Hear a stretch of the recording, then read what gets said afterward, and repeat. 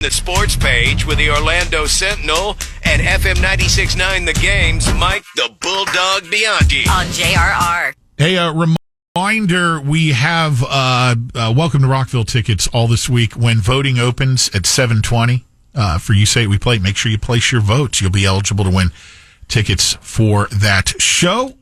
We'll remind you again as we get closer. We got the Bulldog on the horn. Bulldog, is this stat I saw accurate? What is it, 7 years now without a chance for a triple crown with the announcement from the folks controlling sovereignty yesterday? Yeah, I don't know what's going on. I mean, we've got load management now in horse racing. Please.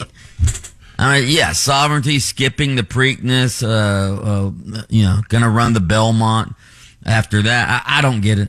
I mean, it's somewhere Secretariat's spinning in its grave right now. Big Red not happy about this. So, yeah, I mean, there's 3 races in a horse's life that we care about. Is that not right? Do we much. pay it? Does America pay attention to anything but the Kentucky Derby, the Preakness, and the Belmont Stakes? Why would you try to win the Triple Crown? We're not horse guys.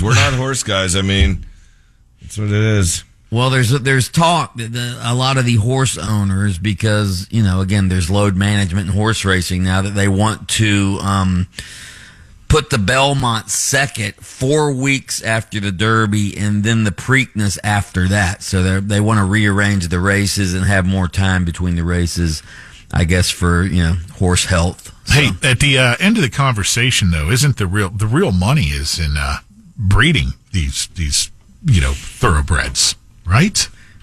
Yeah, but think of the money you make if you win the Triple Crown as a breeder. Yeah, well, that's a one-off, though. I mean, with the breeding process, you're filling test tubes, on a fairly regular but basis. What I'm saying is, if you're a Triple Crown winner, think of the amount of money that some Phillies owner is going to pay to have you sire the offspring. Yeah, I get what he's saying. How much more it's worth. Hey, this is a Triple Crown winner compared to this person who got lucky with the midget on the horse that won one.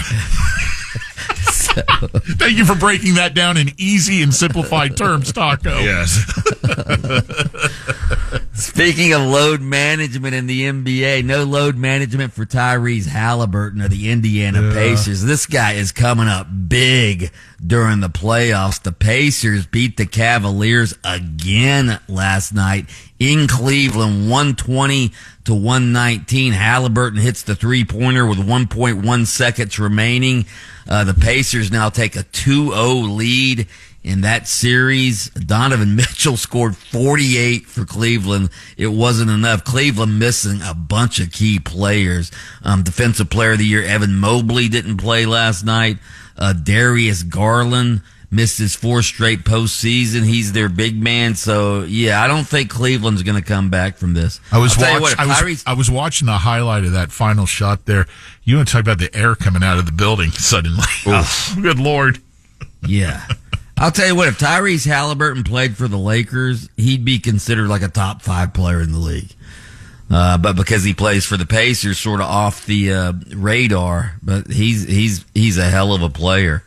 The other game last night, the Warriors, even with Steph Curry going out in the second quarter with a bad hamstring, they beat the Minnesota Timberwolves 99-88 last night. So they now lead that series. Was that the first game of the series? Yeah, that was the first opening one. Round. Yeah, that was the first game of that series. So here's a stat for you. For the first time in history, all 4 road teams won game ones in the conference semifinals. Golden State is miscast as a 7 seed, though. They should not be a 7 seed after they added Jimmy Butler at the trade deadline. They've been a much different team. What do you think we're going to see tonight in Boston, Game 2, with the Celtics in that early 0-1 hole against the Knicks? We shall see. I mean, the Celtics, again, they missed 45 3-pointers in game 1. That's not going to happen again. You would think the Celtics would come back and win. They were up 20 on the Knicks, and then they just couldn't buy a 3-point basket. So we'll see what happens tonight. And then you got Denver and OKC later as well. Yeah. Hockey last night. Did you watch any hockey last night? I did not. I watched some of the highlights this morning. We had the overtime there with Carolina taking care of Washington in game one. That was those are two good teams right there. I wouldn't be surprised to see either of them standing at the end. Yeah, Edmonton also beat Vegas last night. How about our Solar Bears beating the Everblades?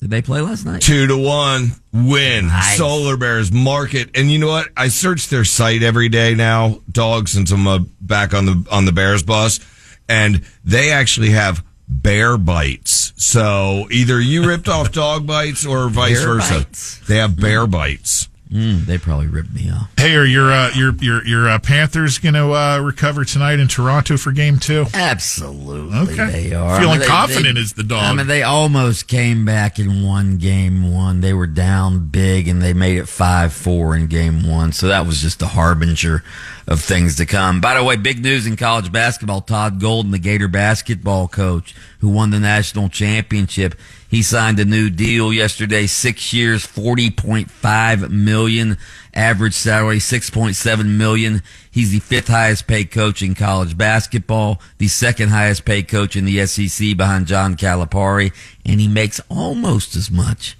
as Billy Napier. So Wow. Gators investing in their basketball program. Hey, why not, right? Right. Absolutely. You do I think he should make more. I think he should make more than Billy Napier, quite frankly. Everything you can do to try to, I mean, you're dealing with these players coming and going left and right. You got to do everything you can to shore things up to make players want to come and stay, right? Yeah, maybe we should start breeding them like they do with the horses. I mean, it's all about money now. If you had a I got Solar Bears on the mind. If you had a complete perfect breed of a coach or a player, dog, we're with this NIL, it's limitless. God. It's dangerously close to trafficking, I think. But anyway, we'll take that under consideration, Taco. Mike the Bulldog Bianchi, host of Open Mic weekday mornings on adjacent to us, AM 740 and FM 96.9 The Game. And he takes time out of his show to join us here for the sports page each morning on JRR.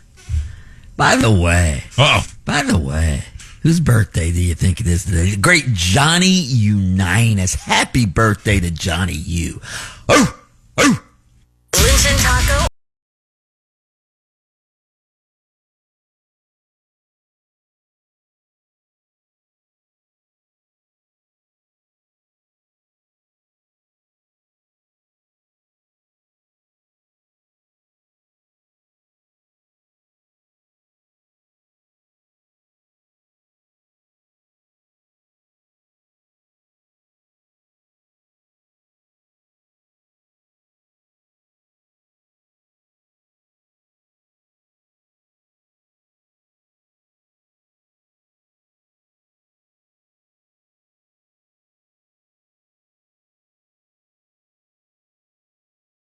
On demand. Download the iHeartRadio app.